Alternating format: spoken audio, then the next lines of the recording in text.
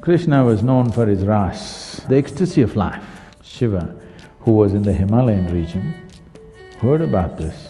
So Shiva decided to borrow the boatman's wife's clothes and went to RAAS.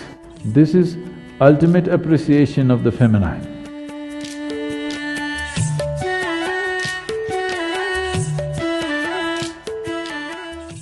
Today is a special day. Today is Krishna Janmashtami. When we say Krishna, there are too many misconceptions about Krishna. But we must understand that his butter business was all till he was 6 years of age or 8 years of age. At the age of 16, when his guru Sandipani made him realize what is the purpose of his life, first of all, he left Vrindavan, never again came back. Never again came back to see any of his relatives or the girls or boys of his area. That was the end of it. At 16, he left. When he was leaving, today if we say Krishna, we say Radhe Krishna. Radhe comes ahead of Krishna. Because their love, their intimacy, their romance caught the imagination of a whole culture in the entire subcontinent in such a way that we don't say Krishna Radhe, we say Radhe Krishna. But at the age of 16, he saw her for the last time and never again saw her. And at the age of 16, when he was leaving, he said, "I played this flute for you. Now I'm going and not coming back. So, as an offering to you, for the love that you are, I'm going to give this flute to you and never again play the flute again," and he never again played the flute. From then on it was Radha who played the flute. He never played flute after 16. From 16 to 21, he lived as a brahmachari. He took sannyas, lived as a brahmachari, went through severe sadhana. After that, his entire life was committed to marry political life, political process and the spiritual process. These things are never spoken of. In the northern plains of India, he set up over 1,000 ashrams because he wanted spiritual process not to be a separate thing. He wanted spiritual process to be a part of life. As we live, as we brush our teeth in the morning, we meditate. He wanted to bring spiritual process not as a fringe thing, but as a mainstream life, particularly to the rulers of the country, of those many countries that India was at that time. So he lived an absolutely dedicated and committed life. But generally people think all he did was eat butter, play flute and dance with the girls. No, that's not what his life was. But that was also an important aspect. There's a very beautiful story. Today being Krishna Janmashtami, I think I should tell you this story. Krishna was known for his RAAS. The word RAAS literally means juice.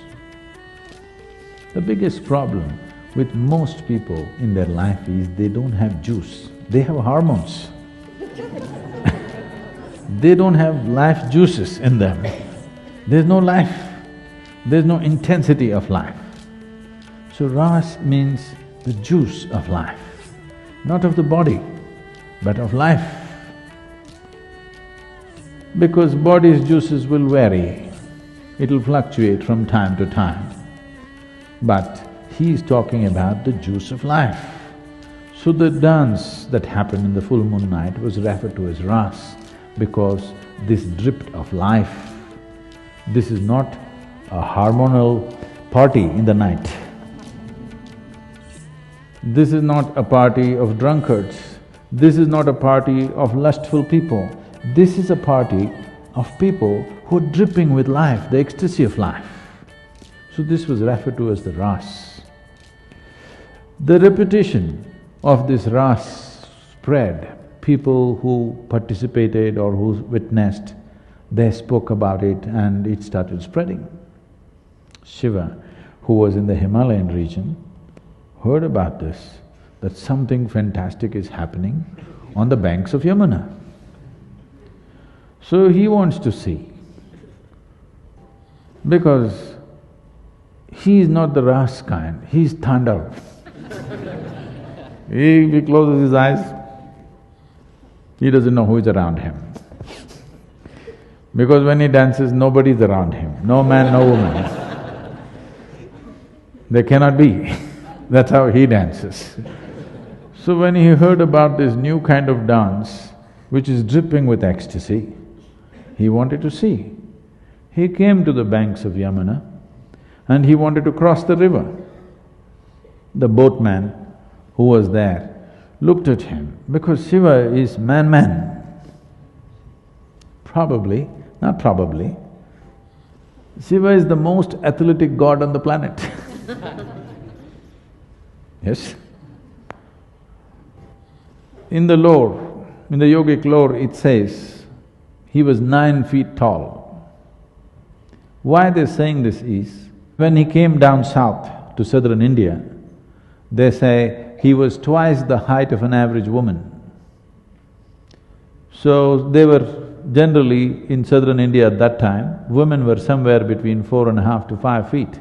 So it is assumed he is somewhere between 8.5 to 9 feet tall. So he is a man, all man, the man. So the boatman looked at him and said, "You are too much of a man. You can't go to RAAS like this. There is only one Purusha, one man. Krishna is the only man. This kind of man cannot go there." Shiva looked and said, "What am I supposed to do?" He said, "At least dress up as a woman and go." He was, "What? Me dressing up as a woman and going?" He said, "Otherwise there's no RAAS for you." Then he said, "Where do I get women's clothes?" Then he said, the boatman said, "I will ask my wife to give her clothes to you. You wear and go. You must participate in the RAAS appropriately, as a feminine, not as masculine." So Shiva decided to borrow the boatman's wife's clothes, which she was wearing. I mean, it's a poor family. Then he looked, it is not even spare clothes. He is asking him to wear clothes that she's wearing right now. There's a beautiful painting in some places which are the Madhubani kind of thing, where a woman's hand has come out of the door and Shiva is receiving like this and went to RAAS. This story is in appreciation of Krishna, where if you want to experience this, you must know the feminine, otherwise you will not know RAAS. This is ultimate appreciation of the feminine, understand? This is a most fabulous appreciation of the feminine, not female, feminine.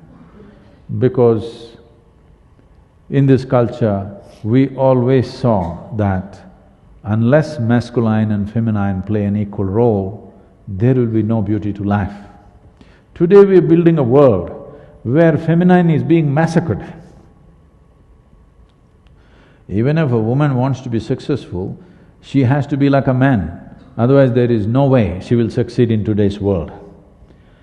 Feminine is being massacred. See, it's already happening.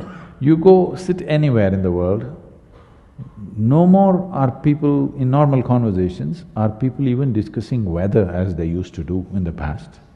The only thing every idiot on the planet talks about today is economy. Yes? Wherever you go, how is the economy doing? How is the stock market doing?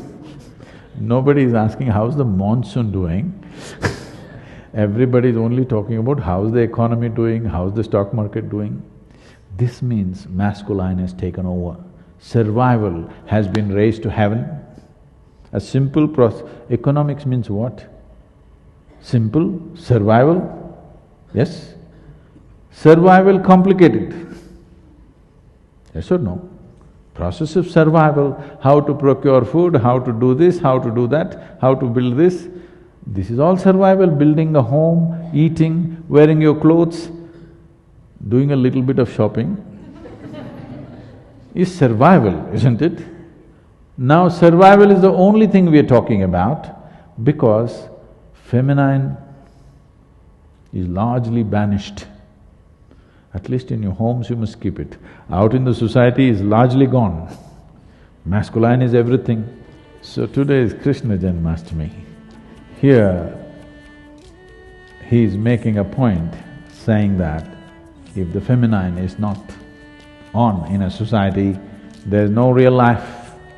We are not talking about men and women, we are not talking about male and female, we are talking about two fundamental qualities called masculine and feminine.